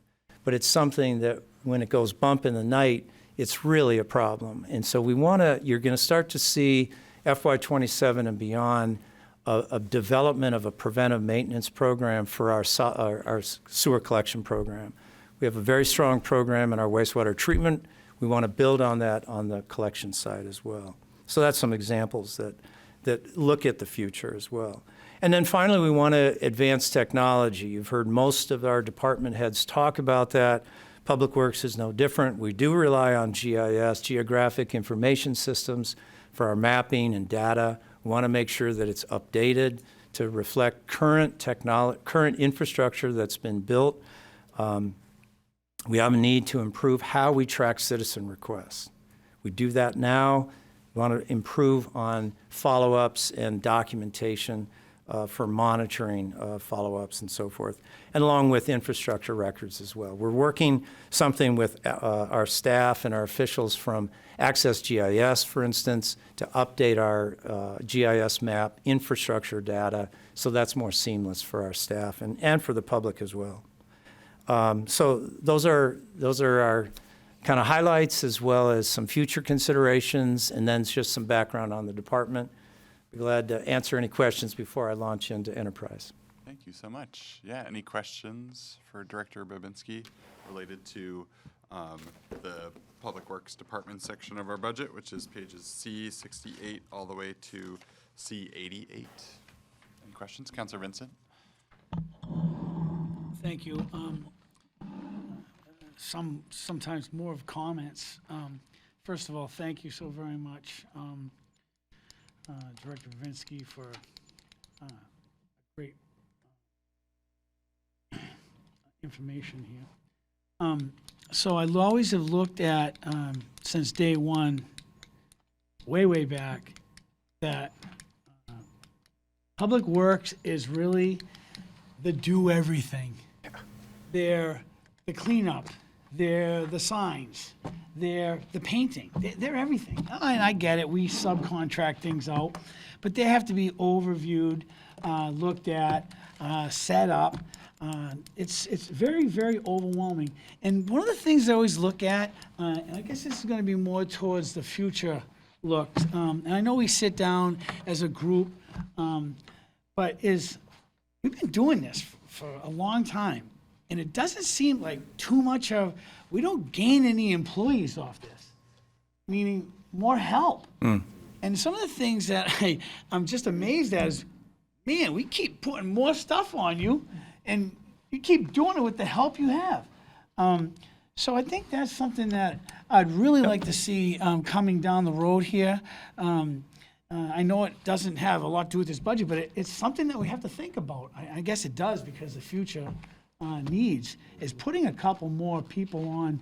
And I thought for sure when we talked about our trash situation, my goals were, let's get a truck and get 2 or 3 more public works people, take care of your trash in a couple of days, and then have that, because of the savings of what you're going to save from the 100 or 750,000 or better, we could have kept that cost down, and we could have used, besides just the trash, we could have had additional people doing stuff we needed. It didn't pan out that way, but that's okay. You know, that was, the experts said probably wouldn't happen, but my point is, it's like, we really need to look at this, because we just keep getting bigger and bigger with the projects, and we're really short-staffed. That's just my opinion. Would you agree with me? Very much so. And I think that as the balance of the year unfolds, we'll be looking at some very specific recommendations that we'll be talking about, and probably coming back to you on with regard to some elements of it. You heard me mention the facilities and grounds piece. You heard me mention an element of the enterprise dealing with sewer collection. Currently, the sewer collection is an element of the highways. And it's part, the highway crew is core general fund. And so, but organizationally, we have them set up that they do also do sewer collection work. And is that the best way? So we're looking at what that makes sense. It's also a major department. We do not have a deputy director, as an example. And so that's something we're looking at as well for, organizational planning, staffing support, and those kinds of things. So, And just one more comment, if I may, Your Honor. I just want to thank you, Mr. Manager, Finance Director, and all the department heads for such a great presentation. Because I've been here for 8 years, my 9th, and I've never seen it to this detail. I really enjoyed it. I loved it. And thanks a lot for all your hard work. I really appreciate it. thank you, Council. The city does too. Yeah, absolutely. Other questions or comments from councilors? Yeah, Councilor Berry.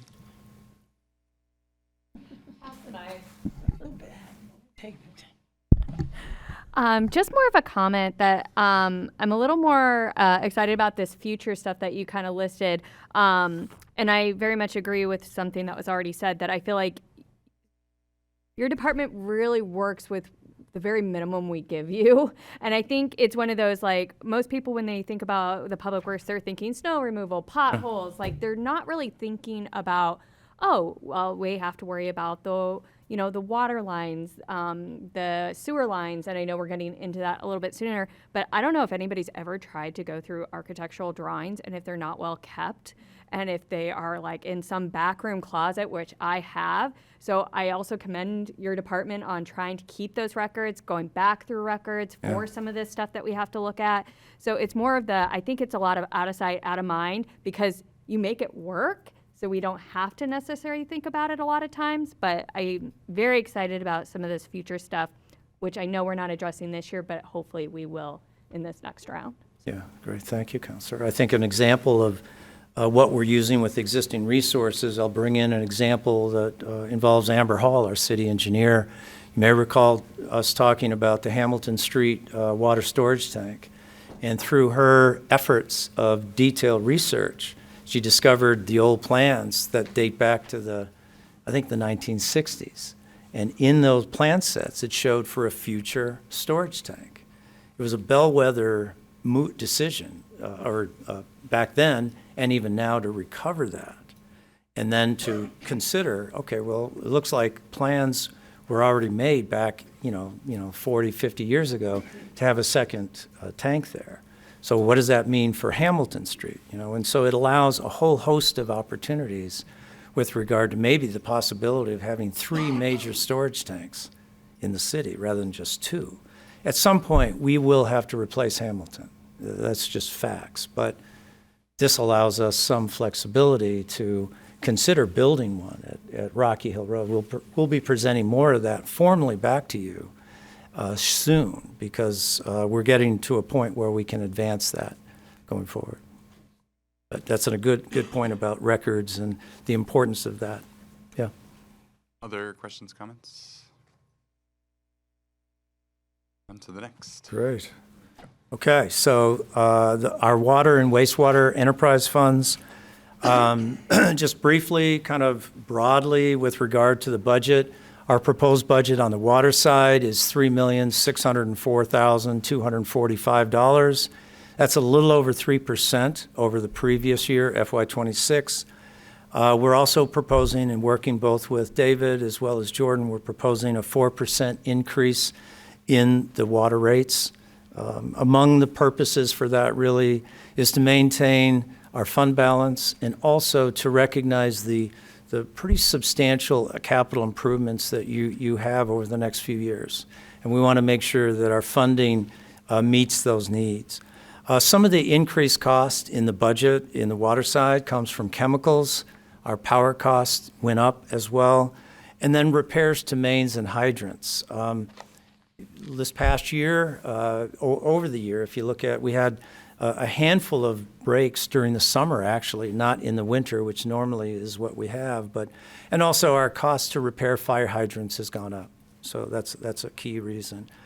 Also, our staff has been very successful. We've been very successful in using and applying for and obtaining what's called the State Revolving Loan Funds, or SRF, with substantial loan forgiveness, which functions as a grant. You don't have to pay it back. It's as it sounds. So we have water treatment plant improvements, which we're under design right now. It's valued about a little over $7 million for the improvements to the plant. Last time we made plant improvements, I think, was 2006. So there's some upgrades, obsolescence, and replacement. And that comes with a 30% loan forgiveness. Main Street Complete Streets, you've heard us talk about the Main Street Complete Streets for the last probably 5 years or so. It's a very, very costly project. It involves everything from storm drainage to lighting to sidewalks to water and sewer utilities. In this year, our plan is to focus on the water main replacement. And we were fortunate to get a 40% loan forgiveness on that $3 million project, so very substantial.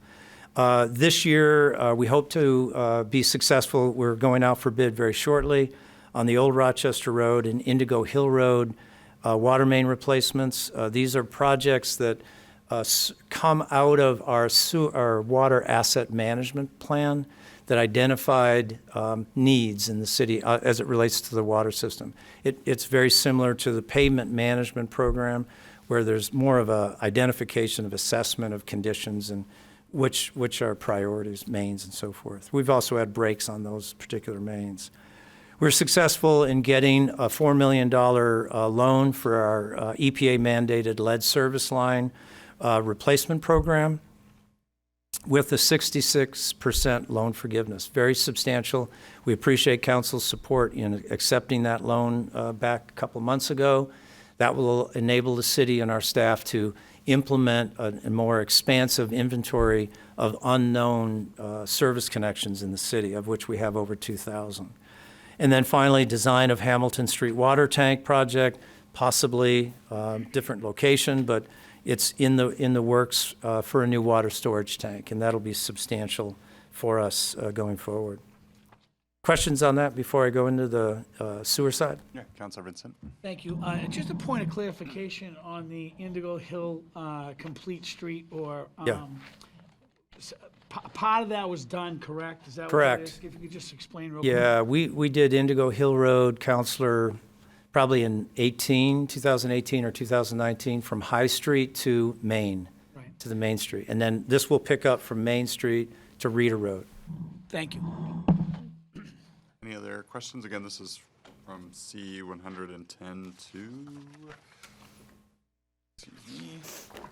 C118, I believe.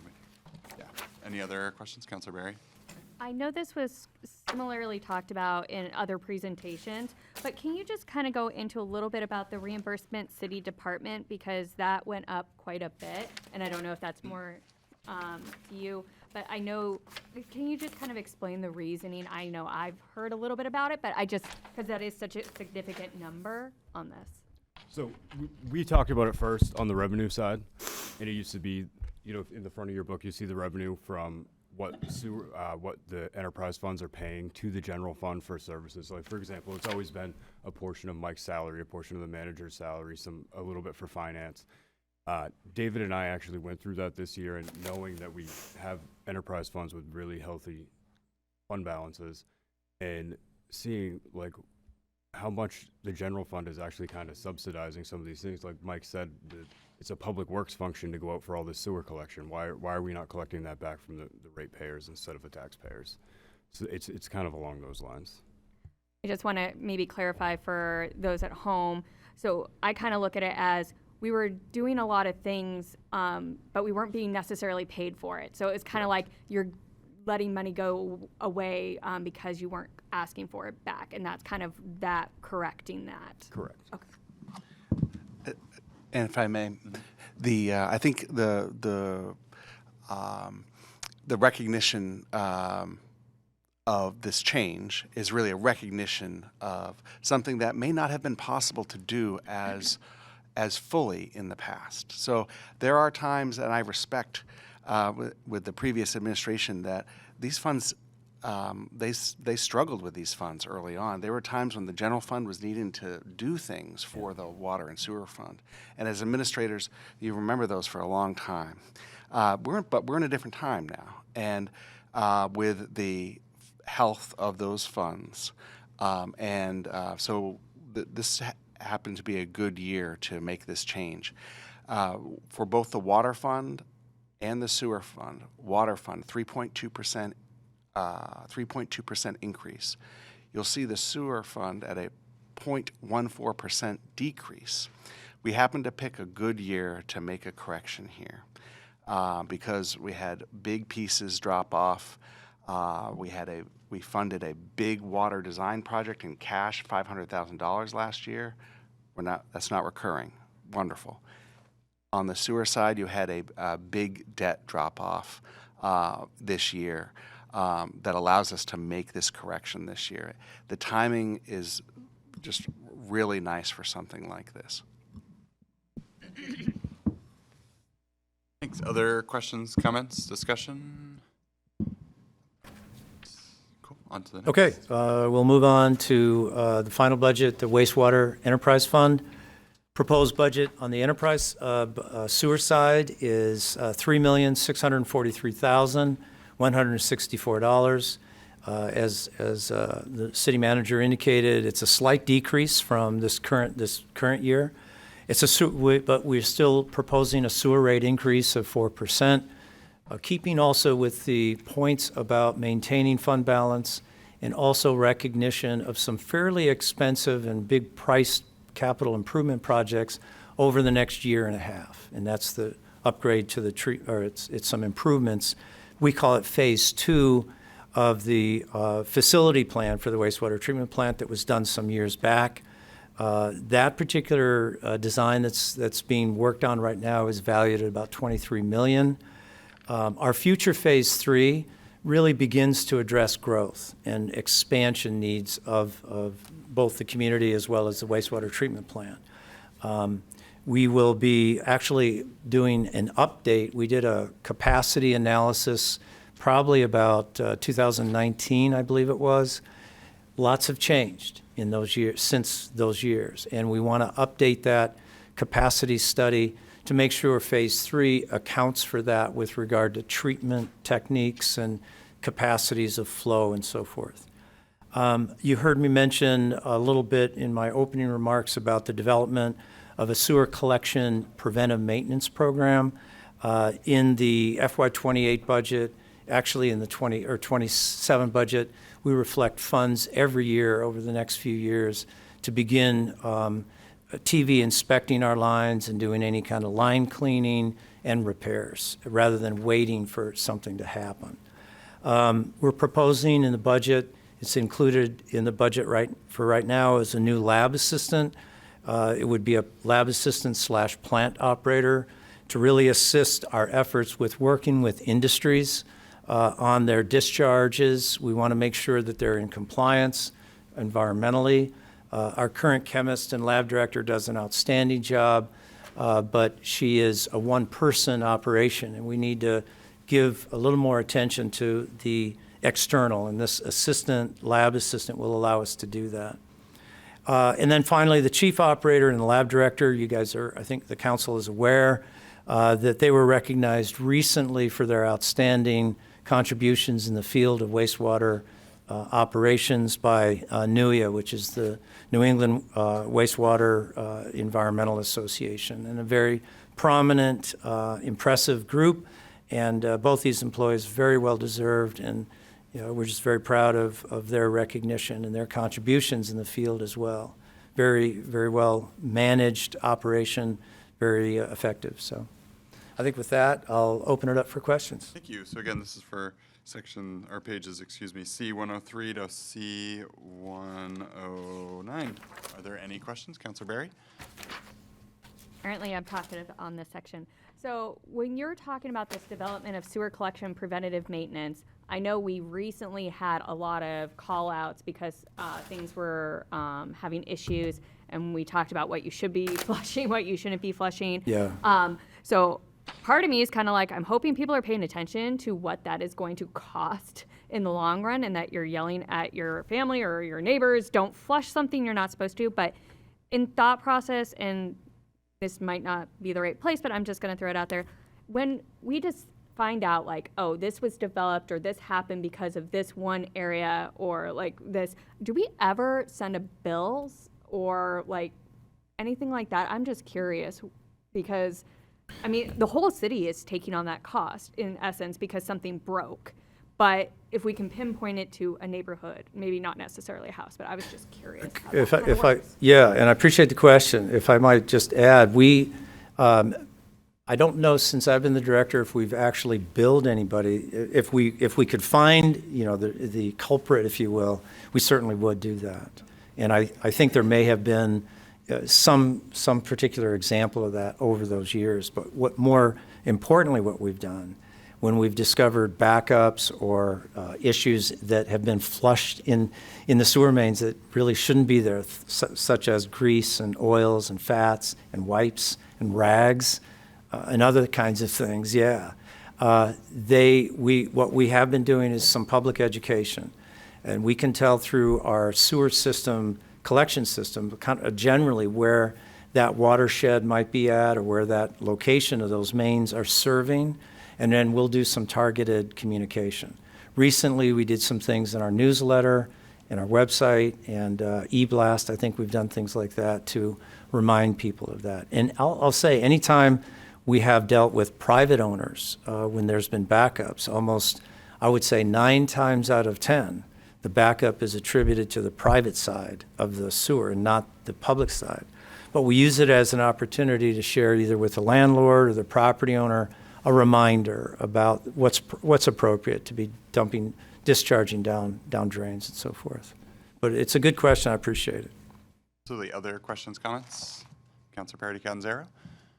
I think it's a quick one, but that lab assistant that is going to help sort of educate our biggest would-be polluters to really help prevent a lot of that. Is that just wrapped up in the full-time salaries line? I didn't see a note I on believe that. it is. I believe it's in the salaries.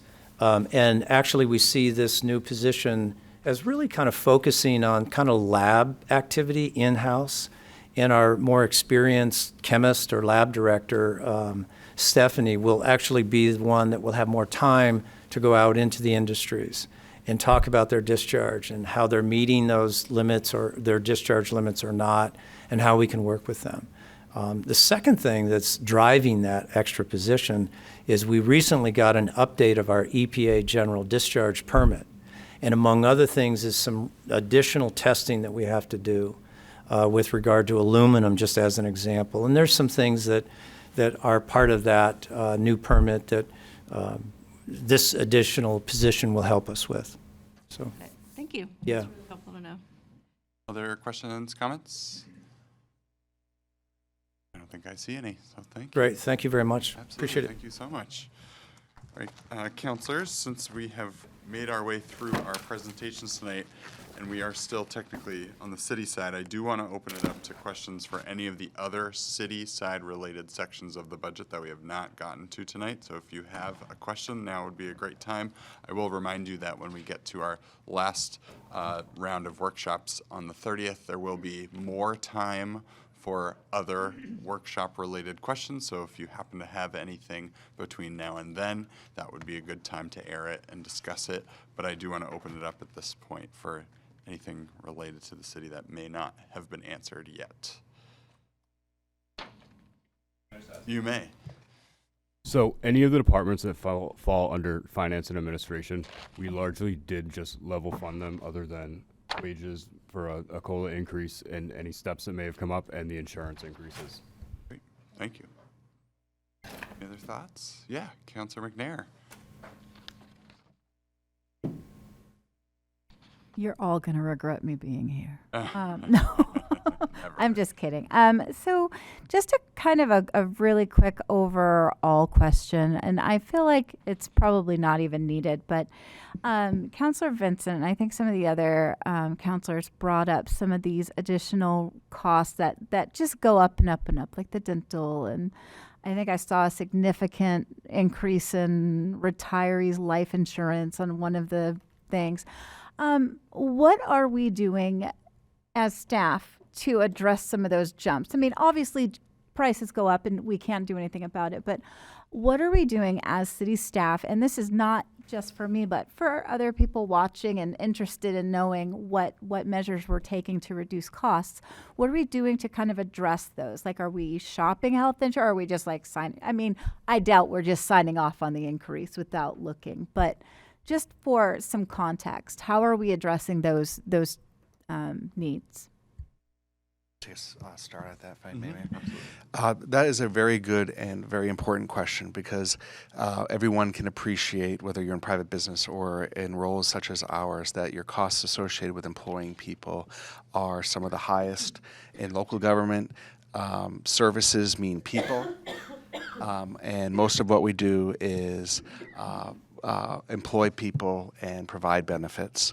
And so just a few of the examples of the drivers. The retiree life insurance is something we need to be coming back to you and talking to you about, and have begun studying in depth as a staff. There are we see options going forward. We are currently experiencing a spike in our premiums associated with that program, and we think that there's ways to do that differently, potentially not through funding premiums for insurance, but perhaps, for example, self-insuring. Because at the rate that we are paying these rates now, a self-insuring model for our current liabilities makes sense. We should also visit the pipeline of liabilities, because it is a policy choice to offer the retiree life insurance. The health insurance. This is something that is bargained through our collective bargaining agreements. And as you know, we have a series of expirations coming up here for June 30 of this year, and we are in the process of revisiting those. There is a this is something that costs in just the provision of health insurance are going up. How we structure our benefits is something that is able to be bargained, but as you know, it's a very important piece of the employment benefits that we can provide here to attract and retain the people that we've all spoken of today. But we have a family of plans that we offer right now. There are different plans to offer and to enter into those discussions about what plans might offer you a lower premium and take on a little bit more risk on the side of the insured person. We don't currently have any plans that are deductible plans, higher deductible plans. Those are becoming more and more attractive for younger people in the workforce who would prefer to retain their own paycheck, more of their own paycheck, manage their own money to manage deductibles, and take the risk at the time of their life. They're very healthy, and they can do that. There's things to do, and we're looking at those. Anything else, Jordan? Okay. You're still recognized, Councilor McNair, but if you're all set. I just want to say thank you for that very detailed answer. I know that you guys do a wonderful job. I've been nothing but impressed at this entire group tonight and since I've been counselor. And I know that, it's time we start getting as creative as we can. I would never ever dream of saying, our people need a cut in their benefits. No, they don't. They don't deserve that. Our people are wonderful, and they deserve everything we can possibly give them. And if we can find a way to do it in a way that we can afford, more better. Oh my gosh. Ugh. Anyway, if we can do that in a more efficient way, of course, I want to look into that, and I'm glad that you're right in front of that. I'm really happy to hear that. So thank you. Other questions, discussions? Yeah, Councilor Vincent. Thank you again, Your Honor. It's more of a comment, and it has some. It's to do with this whole insurance thing. It was maybe it's been 30 years now, but 20 years ago, maybe 30, where the cities had gone out and got other insurance companies, and then all of a sudden the municipal insurance companies arrive, and they were real attractive. And that's why all these cities and towns went to these type of municipal insurance agencies or companies. But now you see them, and I'm not here to bash the municipal insurance companies, but now they're creeping up and creeping up and creeping up. And I've been saying for the past several years, we need to start looking somewhere else.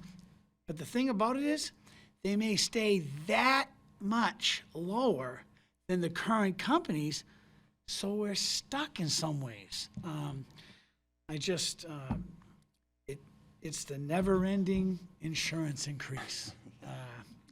And I don't think that cutting insurance for employees I think it's personally unacceptable. People work hard and they need benefits. Thank you. Other discussions about any of the other sections? Councilor Parity Catanzaro? An extremely obscure question that may be outdated. Hopefully it is, but someone a little bit ago had mentioned, this is under the library budget. There's an iconic, if anyone has been into the library, antique clock that's up on the third floor. And it was mentioned, again, I can't remember how long ago, that it was no longer being serviced because there was a specific person that used to come in and do it, and he was no longer around. Can we just look into whether or not that's in the budget? Making sure that clock is running. And to be honest with you, I will have to get back to you on that one. Yeah, I didn't expect. I will make sure that. Yeah, that'd be great. Thanks. Incredibly impressed if you knew about that. Yeah. Just like, here's what we're doing. Yeah. What a just fun look into question. It. I love it. I love it. We have a clock. When you said obscure. People's memories are tied to that. I know. Oh, when you said obscure, you delivered. I love it. I love it. I believe it was Councillor McNair who said time keeps going on, so how would we know? If the clock is stopped, how would we know? All right. Do you have a quick comment on that? Just before you wrap up, I was just going to see if they had any Oh, more yeah, but I final questions or areas of the budget of the city side that they wanted to discuss, and then absolutely I'll turn it over to you. Okay. Any other questions? Side stuff? Yeah, Councilor Barry?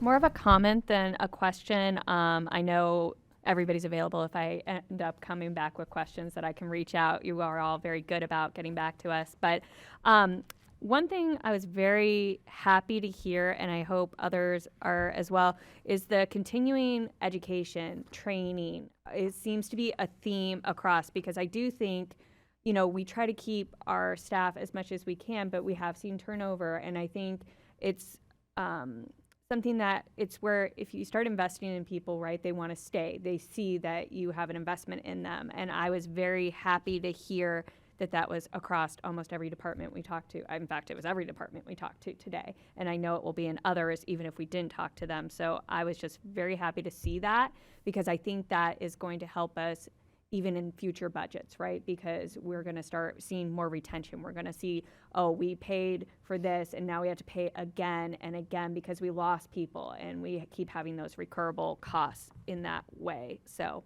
just more of that comment. Appreciate that. Thanks. Any other comments, questions? All right, City Manager.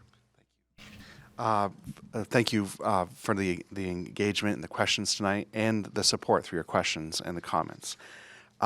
Just wanted to bring to your attention, because it is new, the revenues section does include that schedule of fees that we've established through your work creating Chapter 35 in your ordinances.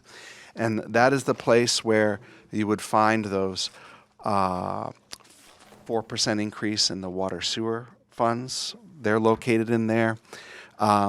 And I want to really compliment and thank the department heads.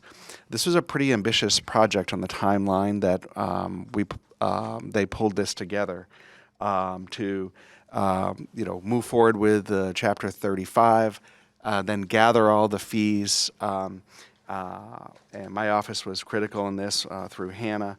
And so you see all of those fees that you have in your ordinance book embedded. They are all there now in the last section of your revenues.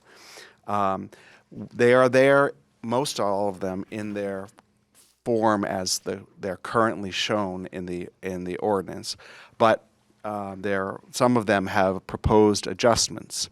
And through that Chapter 35 ordinance that you established, you have the ability now to adopt fees through this budget process.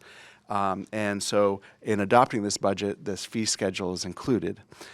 So if you see some fee adjustments there that you think are beyond the modest adjustment that we have suggested administratively, I welcome you to bring those to our attention. We are very careful not to, at this iteration, to not go overboard. We don't make a lot of money on these fees, right? This is not the goal. The goal of having these fees is to ensure that you're protecting the taxpayers through ensuring that you're gathering funds from other sources where they're fair to be applied. And when people are consuming additional services, that is the concept of how you are able to offer the fees. So I just wanted to remind you of that change, show you where it takes place. And Jordan, I think we also have a 2.5% increase here in the bags for... It's a little bit less. I didn't want any pennies in there. Okay, so it's 2.5 minus whatever pennies we would have ended up with. So thank you for that, Mayor. Yes, absolutely. All right, seeing no further questions or comments, I will open it up to public comment as promised. So again, City Council allows for public comment at our meetings. Again, according to council rules, I believe it's, let's see if I can remember my whole spiel, 7-C, hopefully I'm right. We offer 5 minutes to visitors. Please do not engage in debate with any council members, managers, mayor, department heads or other members. If you would like to make public comment, you'll state your name and ward in which you live. Is there anyone who'd like to come up and talk? We ask that you go to said podium right over there. Thank you. Ethan Clark, Ward 1. I got a question from an observer.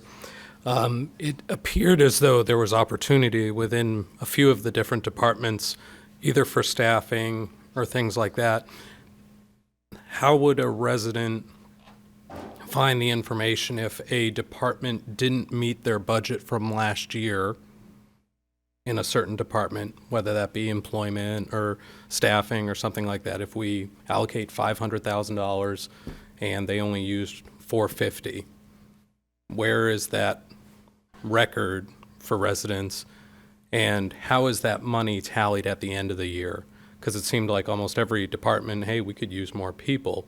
Okay, well, part of the question is, how is that money accounted for at the end of the year if they don't get the people, and what are we doing with that money moving forward? Also want to thank every single one of the departments. It was a wonderful presentation. Thank you for everything you guys do. I know we can't engage, but if that could be addressed, that was just from an observer. Second one, last one, I always want to bring back, just because it is the budget season, I've said it in some of the city council meetings, we have most of the departments present. I would also challenge the council and city manager. Multiple cities offer tax benefits for a lot of these endeavors. Somebody donates that wonderful camera that Chief Sunderland needs. If there was a tax benefit to just buying it for them so they don't have to budget it, that would be great if we had some options like that. That could go with every single department. So, thank you. Thank you so much. Others wishing to make public comment this evening? All right, I think that's it. So with that, I will close out our workshop meeting this evening. Thank you, everybody. Really appreciate it. Thanks. Thank you.